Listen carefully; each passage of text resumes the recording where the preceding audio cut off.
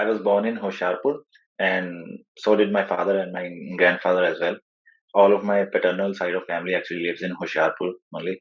I have a younger sister. We are a middle class family. My father works in a bank.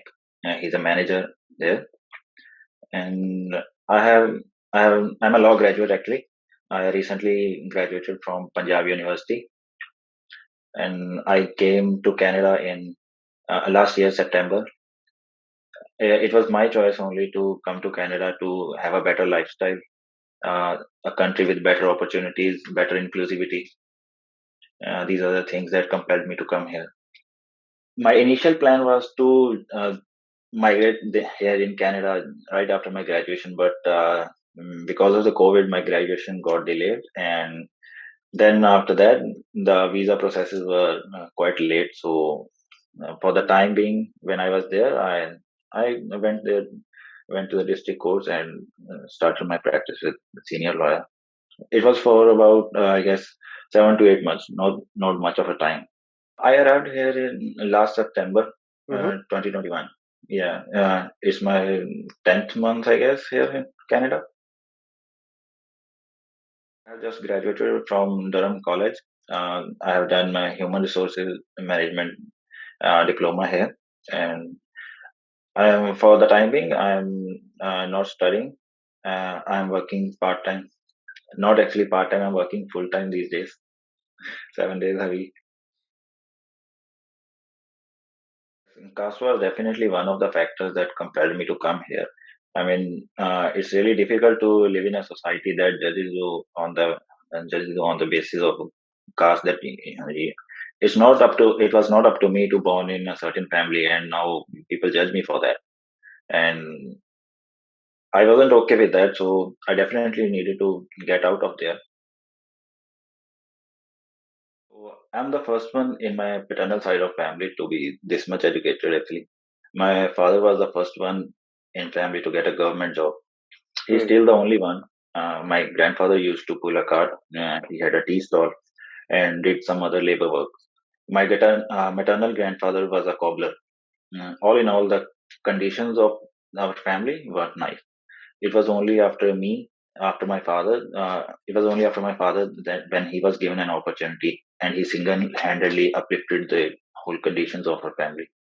If it wasn't for the affirmative action, we would have still have been deprived of our education, job, or human rights. People are still restricted from getting into jobs, educational institutes, and other public institutes by restricting or using the reservations in a crooked manner. The system has definitely played an important role in whatever small representation our community have got. Uh, Only if it had been applied fairly, we could have progressed much more as a community. It was meant to be a tool to increase representation, but people think of it as a poverty alleviation scheme. If my father wouldn't have gotten that opportunity, I wouldn't be here talking to you about this thing, right? Maybe I won't be here in Canada at all, right? So the type of life that I am enjoying, it's all because of the one opportunity that my father got. So it is definitely working, but the implementation needs to be corrected. The system can surely uplift the present conditions and increase representation of our community, but the fault lies with the ones who are entrusted to implement it. Because of the hegemony, it again comes to the conscience of those upper castes only to act fairly. Whenever our people score enough to secure a seat in general quota, they are falsely advised by the counseling team to get a seat in a reserved quota only. This way, the number of Dalits that can get into educational institutes are restricted to the percentage of the reserved quota only. And sometimes even this number is not filled. This has happened with so many of my friends that they they they told me that we have scored enough, but they are asking us to take up seat in your category only. Like, why would they? They can give a chance to another person from the same community. When I have scored enough, I would take the seat in general category. So the implementation is the problem, I believe. To be honest, where I live, the society and even the houses nearby, most of them belong to the scheduled caste only. The Hoshiarpur is actually a majority of population is from the scheduled caste, so it's not that much easy to be casteist in a society where all of them, 70 to 80% of them are scheduled caste, and uh, you won't dare to do such thing. So in Hoshiarpur, other than some caste slurs and all, I didn't face much of discrimination in Hoshiarpur. But whenever it comes to the institutional thing, you have to like when I was working as a lawyer in district court Hoshiarpur, there was this PN cum clerk who used to work in our chamber. He used to abuse the opposite parties of our clients that we represent. When he comes to know that the other party is from low caste or something, even in my presence, so he probably didn't know that I'm from the same community. Maybe he just assumed that I'm someone from the upper caste. And this happens. This used to happen a lot. I mean, abusing, slurring. This was a common thing. It's common in India, I guess, everywhere. There is a sense of support actually.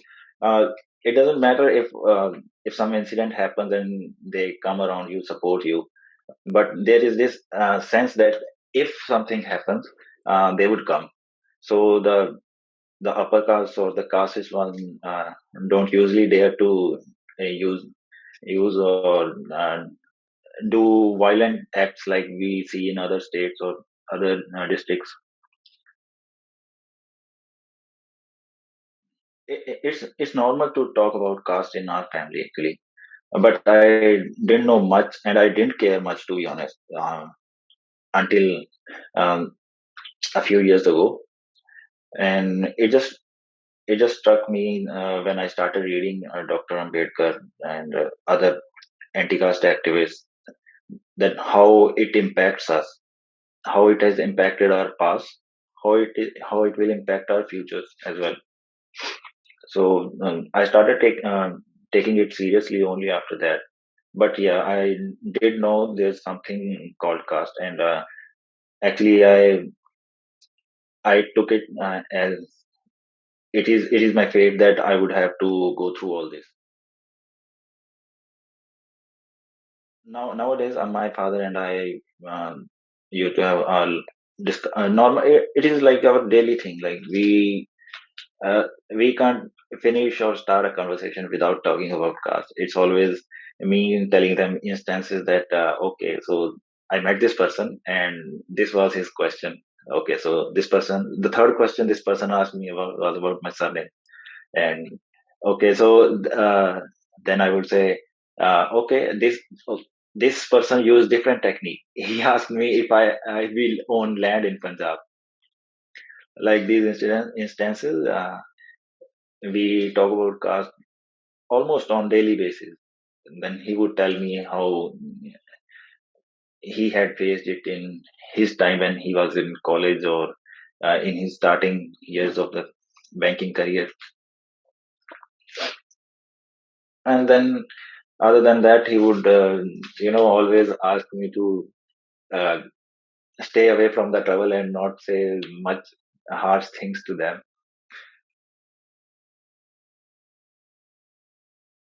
They don't. There's no fear of law like in India. There's this SEST Act that the other person doesn't don't have that kind of they don't want to get involved in illegal things, so they just avoid asking you about such thing. But in Canada, since there's no such law, everyone would come to me and the first question would always be like, what's your name? I will say Gurpreet Singh. Okay, and what's your surname? I would say no, I use Singh only. Then they would ask other questions like, okay, so how much land do you own in Punjab? It's a common fact that who are the landowners in Punjab, right? The Jat community. If I would say, okay, I don't have any land, or uh, either I have to lie that okay, so this much land do you we have in Punjab, or I have to reject that we don't have any. So that puts me in a position that either I'm a Jat or I'm a not non-Jat. Or like this, they use different tactics or questions to know about my caste, and then you feel secluded. Then I remember when I was living in Brampton, I didn't know the caste for the other persons who were sharing the place. But once we were, I usually avoid such kind of gatherings, but I gathered some courage to join them. And unfortunately, that very day, when we were sitting in the drawing room, they started talking, and there was no correlation between the thing, but somehow the reservation thing came up out of nowhere. And there was this lady, the owner of the house. She said, yeah, we have to score 400, and then we get a little, and they have to just pass the exam or score 100, then they get the top colleges, then we have to leave India and come here. So and like whenever such incidents happen, you feel secluded, and nobody wants to feel that way, right? That's why I just avoid such gatherings. They just can't.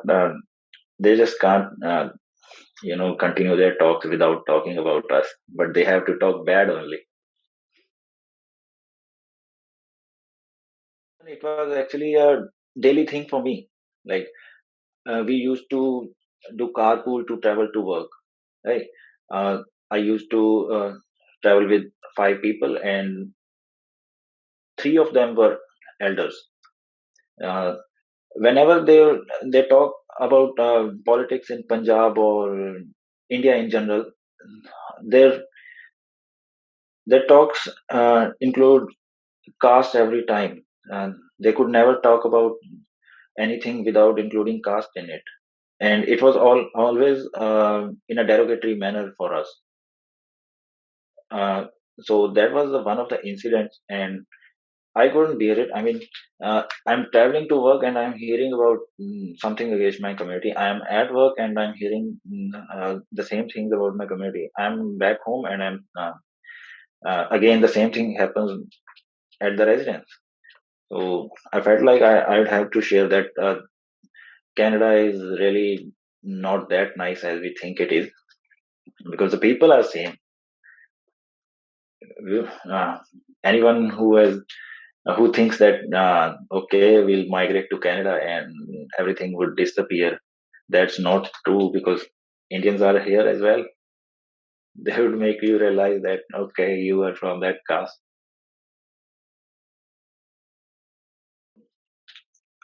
For now, I won't say that was a direct discrimination, because I usually avoid letting people know that I come from that caste.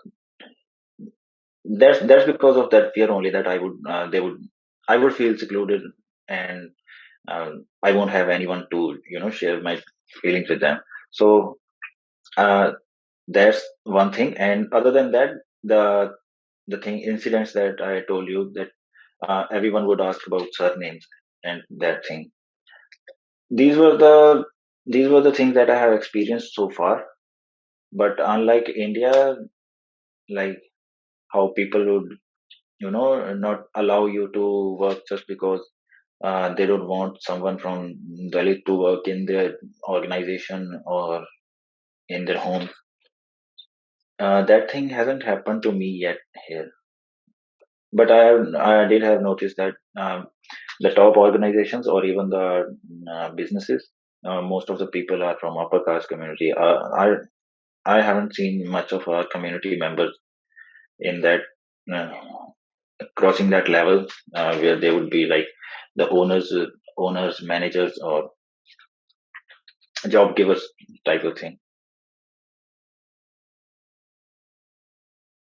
The journalist Mr. Shalok Talati, he he saw my Twitter account, and I have only things about caste system and uh, against it. So he contacted me through Twitter to that he want to do a story because I have a thread called Caste in Canada. I have shared my experiences in that thread, and he said that he want to do a story about it, that how caste is featuring in Canada. So that's how we met, and that article got published. To know about caste first, because Canadians do not know about it, right? When that article, CBC article got published, there was a quite long thread on Reddit. I went through all the messages that were there. People were saying that this is not our problem. Some of them were saying that this is not our problem, and Indians have brought it here, so the Indians should manage it. Some of them were concerned that since it doesn't matter who have brought it here, but it has been ingrained into the Canadian society. They were worried about that. So definitely, it needs to be addressed. And firstly, maybe at the college level, or there needs to be something about caste in the academic level, right? People need to know about it, what it is, like the race thing. And after that, I believe there should be a policy like in India we have reservations and anti anti caste or anti discriminatory laws. We need to have those here.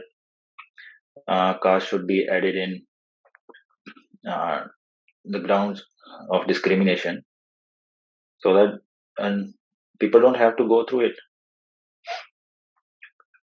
And other than that, I believe mm,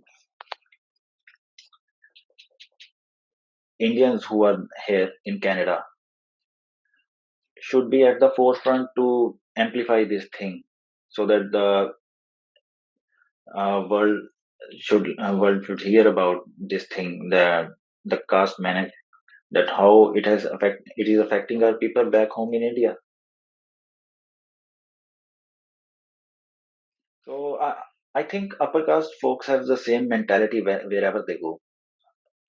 Even after the CBC and Red FM interview, I got some negative feedback from upper caste, which was expected, to be honest. The same would have happened in India. Here in Canada, there is a risk of exclusion because mostly the upper caste have managed to migrate here.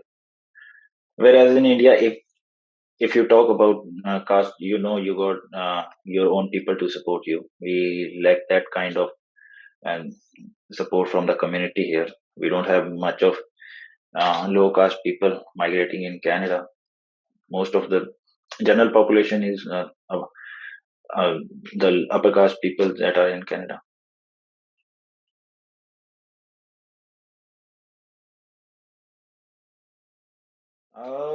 I'm not sure if I believe in God or things like that, but yeah, my family comes from a Sikh background, and if if someone would ask me, do you follow any religion or do you try to follow any religion or do you want to follow any religion in future, then I would say yeah, I would like to follow Sikhism in future. See, caste is nowhere in Sikhism.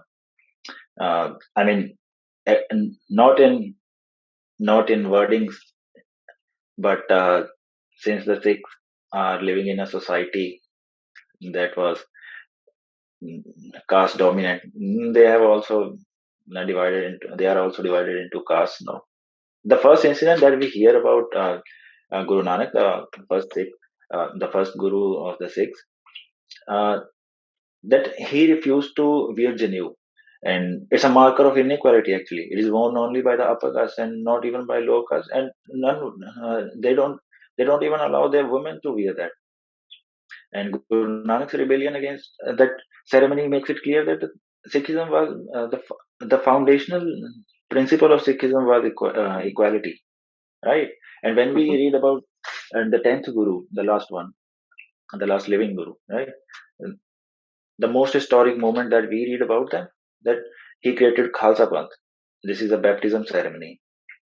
So in that ceremony, the 5 6 that were baptized were from different castes. They were later known as Panch Pyare. Uh, Mhm. all five were administered the same amrit or the nectar, you would say, from the same bowl. Although they were Mhm. from different castes, the ceremony was same for all of them, unlike Hinduism.